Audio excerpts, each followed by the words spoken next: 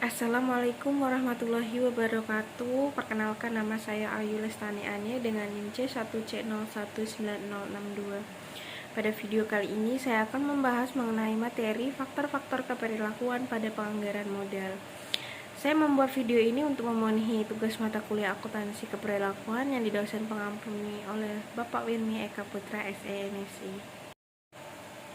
Baiklah, kita masuk ke materi pertama, yaitu definisi capital budgeting atau anggaran modal, di mana penganggaran modal ini dapat didefinisikan sebagai suatu proses pengalokasian dana untuk proyek jangka panjang, dan keputusan anggaran modal yang dibuat ini harus sesuai dengan kebutuhan serta melibatkan jumlah modal yang relatif besar, komitmen dan jangka waktu pendanaan, serta ketidakpastian yang disebabkan oleh lamanya waktu yang diperlukan dan kesulitan dalam memperkirakan variabel untuk mengambil keputusan mengenai jumlah arus kas, kemudian waktu, dan lain-lain.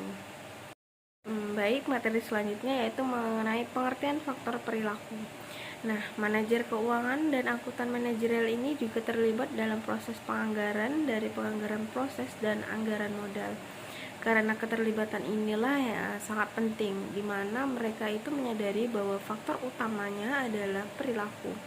Nah, semua ini sangat mempengaruhi anggaran untuk modal dan pengambilan keputusan.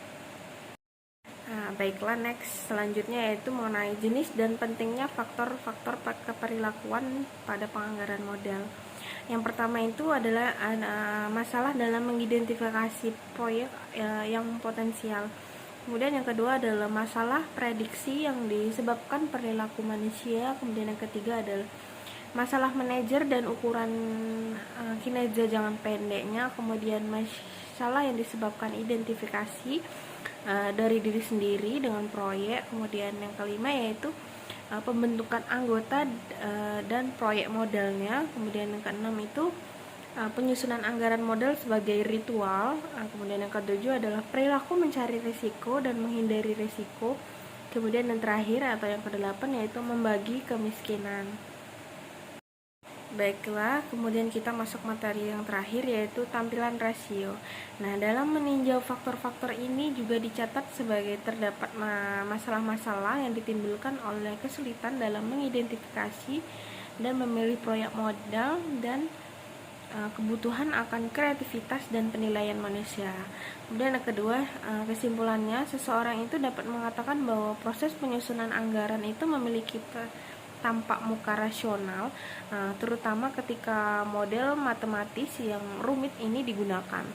Nah, model matematis ini membuat atmosfer kepastian, logika, dan ilmu pengetahuan. Baiklah, sekian presentasi dan video kali ini. Lebih dan kurangnya saya mohon maaf. Saya akhiri, wassalamualaikum warahmatullahi wabarakatuh.